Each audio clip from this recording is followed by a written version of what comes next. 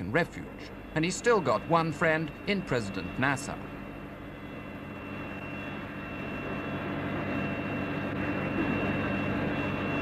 After Cairo, Nkrumah stopped off in New Delhi to visit India's Prime Minister, Mrs. Gandhi. They discussed his projected peace mission to North Vietnam. But Nkrumah never got as far as Hanoi. It was on arrival in Peking that Chinese leaders broke the news to Nkrumah of his downfall. Mystery surrounded his immediate plans. Conflicting reports said he was going back to Ankrah, that he was going to Cairo, that he'd gone to Addis Ababa to appeal to the current Conference of African States. In the end, he flew to Moscow on the way to Guinea. But even the Russians were expected to recognize the new regime.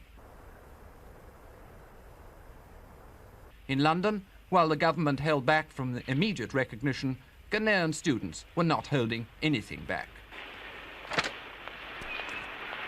Also in London, a Ghanaian who claimed leadership of a so-called Revolutionary Council. He said they had masterminded the coup from a flat in West Kensington. His name, Daniel Amir. We had the okay yesterday about nearly 10 o'clock. We were ready, all waiting, anxiously waiting and sweating.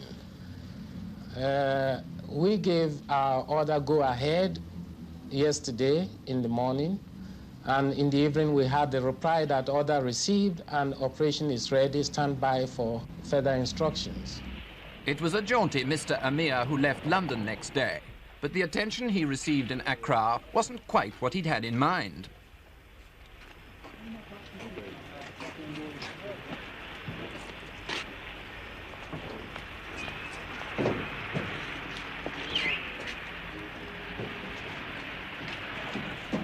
Whatever revolution was hatched in West Kensington, it seemed, had nothing to do with that dawn coup in Ankrah. Mr. Amir was branded by the real revolutionaries as a charlatan and a criminal, and he was taken off for a session of public penitence at the first news conference called by Ghana's new rulers. Their leader, General Arthur Ankrah, father of 22 and former mission school teacher, a man who's never concealed his dislike of Nkrumah. Before dealing with Mr. Amir, he had more important business.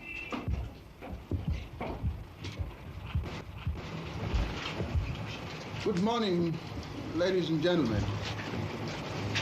Firstly, I would like to introduce my colleagues to you, some of the members of the National Liberation Council.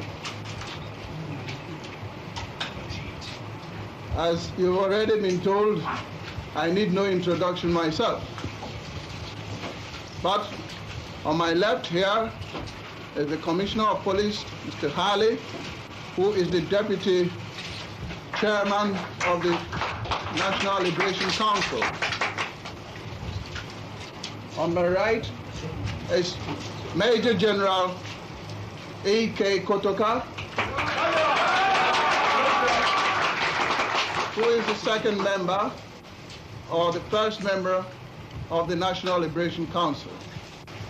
We have called you here this morning for one specific reason, and that is you've heard the name of one Amuhia who has associated himself with this coup and had published himself in the British papers and most of the papers that is the brain behind this. And we want to prove that we were not instigated by anybody, neither we want to refute any allegation that ACA or God knows what instigated us to carry out this coup. This coup was carried out completely because of the things that had happened in Ghana and because of the tyranny and the despotism of Kwame Nkrumah, the deposed president. Everybody in Ghana was fed up with it. And therefore you could see the spontaneous result which followed the coup. You would have seen when you were coming probably thinking that Ghana would have been put under curfew or all other things, but nothing was done.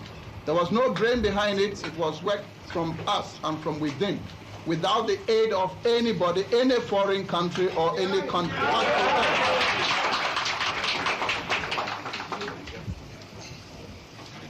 It has been some of these things in Ghana that when a ruler is useless, you depose him. And therefore we have deposed Kwame Nkrumah. We don't want tyranny or anything here. And therefore, I would like to not waste time to bring in Amu here for you to see him. And you can see that he doesn't even know. I don't know him. I haven't seen him before, neither is any of us. The only thing that we know of him since he started claiming himself was that the COP found in his records that he's a criminal who is wanted in Ghana. And we were so quiet because we wanted him, he's a criminal wanted in Ghana, so that we put him in the cold ice chest.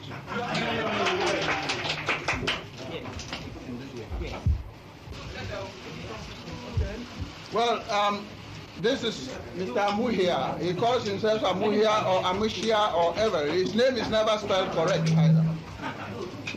And we would like him to tell you how he organized this coup and how he was the brain behind it. And who he knew on this. First and foremost, on the 24th morning, 8 o'clock news announced in London that Ghana